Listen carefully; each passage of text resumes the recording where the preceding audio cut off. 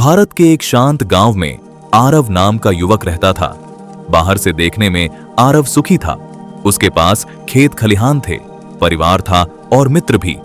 लेकिन उसके हृदय में हमेशा एक बेचैनी रहती। उसे लगता कि जीवन में कोई गहरी कमी है, कुछ ऐसा जो उसने अभी तक पाया नहीं।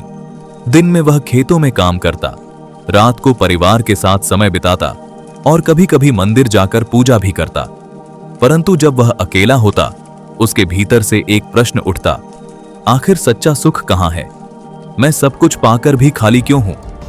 इसी तरह की व्याकुलता के साथ उसका जीवन बीत रहा था। एक दिन गांव में एक वृद्ध सन्यासी आए। उनके शरीर पर साधारण वस्त्र थे, हाथ में कमंडल और चेहरे पर अनोखी शांति। उनकी आंखें गहरे सागर की तरह थीं, जिनमें देखने पर लगता मानो भीतर की सारी अशांति गायब हो जाएगी।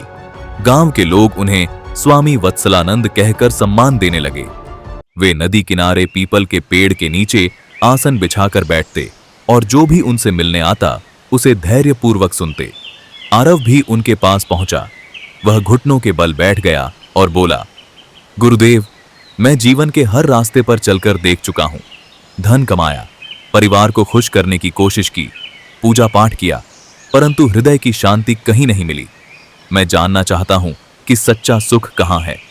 स्वामी वत्सलानंद ने धीमे स्वर में कहा, पुत्र, तूने गीता पढ़ी है? हां गुरुदेव, आरव बोला, परंतु मुझे केवल शब्द ही समझ आए।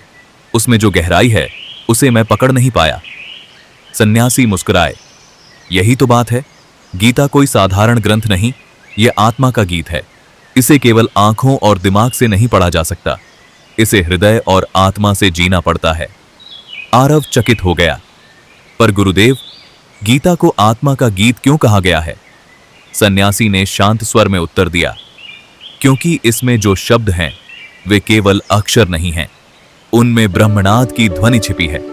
यह गीत परमानंद की गुप्त गंगा है। जैसे गंगा के जल में स्नान करने से तन शुद्ध हो जाता है, वैसे ही गीता के रस में डूबने से आत्मा शुद्ध और निर्मल हो जाती है। वे थोड़ी देर रुके, फिर बोले, इस गीत को सुनने के लिए कान नहीं, बल्कि अंतःकरण चाहिए। यह मन और बुद्धि की पकड़ से परे है। इसके सत्य को आत्मसात करने के लिए लंबे अभ्यास और धैर्य की आवश्यकता होती है। जब कोई साधक इसका रस चखता है तो संसार का हर सुख छोटा लगने लगता है। आरव ने विनम्रता से कहा, गुरुदेव, मैं इस गुप्त गंगा में डूबना चाहता हूं, मुझे मार्ग बताइए। सन्यासी बोले, प्रतिदिन गीता का एक श्लोक पढ़ो, पर केवल पढ़ना ही नहीं, उसे अपने जीवन में उतारने की कोशिश करो। जैसे कोई किसान बीज बोने के बाद रोज पानी देता है, तब जाकर पौधा उगता है, वैसे ही गीता का बीज तुम्हारे हृदय में तभी फलेगा जब तुम उसे धैर्यपूर्वक साधोगे। आरव ने आज्ञा का पालन किया। उसने गीता का पहला श्लोक पढ़ा और उस पर ध्यान करने लगा। प्रारंभ में उसे केवल अक्षर और शब्द दिखते। उसे लगता कि यह तो वह पहले भी पढ़ चुका है, लेकिन कुछ सप्ताह बाद उसने महसूस किया कि शब्दों के पीछे एक मधुर ध्वनि है, मानो कोई अदृश्य वीणा बज रही हो। धीरे धीरे उसके भीतर शांति उतरने लगी। खेतों में काम करते समय भी वह बेचैन नहीं होता। परिवार के बीच रहने पर उसका मन हल्का और प्रसन्न रहने लगा। महीने बीत गए। आरव का अभ्यास गहरा होता गया। एक रात वह नदी किनारे बैठा था। चारों ओर सन्नाटा था, केवल जल की हल्की ध्वनि सुनाई दे रही थी। अचानक उसे लगा कि यह जल नहीं, बल्कि गीता का ही गीत गा रहा है।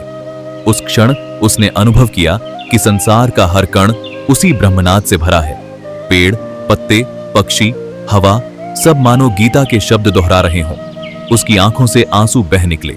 उसने मन ही मन कहा, अब मैं समझ गया गुरुदेव, गीता पढ़ने की चीज नहीं है, इसे जीने की चीज है। कुछ ही वर्षों में आरव पूरी तरह बदल गया। उसकी वाणी में मिठास आ गई थी। जब वह बोलता, लोग घंटों सुनते रहते। वह किसी को उपदेश नहीं देता था, बस अपने जीवन के अनुभव साझा करता। गांव के लोग कहा करते, आरव अब पहले वाला नहीं रहा। उसके चेहरे पर अद्भुत प्रकाश है। उसकी मुस्कान में गीता का रस है और उसकी आंखों में गीता का ज्ञान। लोग दूर दूर से उसे सुनने आने लगे। किसान उससे खेती का काम पूछते तो वह कहता, सच्चा किसान वही है जो अपने मन के खेत को भी निराई गुड़ाई करे। गृहस्थ उससे परिवार की समस्याएं पूछते तो वह कहता, सुख का रहस्य त्याग और संतुलन में है। युवक उससे जीवन का मार्ग पूछते तो वह कहता, गीता को पढ़ो नहीं, जियो। धीरे धीरे आरव गांव के लिए ज्ञान का दीपक बन गया। कई वर्षों बाद जब स्वामी वत्सलानंद फिर गांव आए तो उन्होंने आरव को देखा। वह अब पहले जैसा युवक नहीं, बल्कि तप से प्रखर और अनुभव से परिपक्व हो चुका था।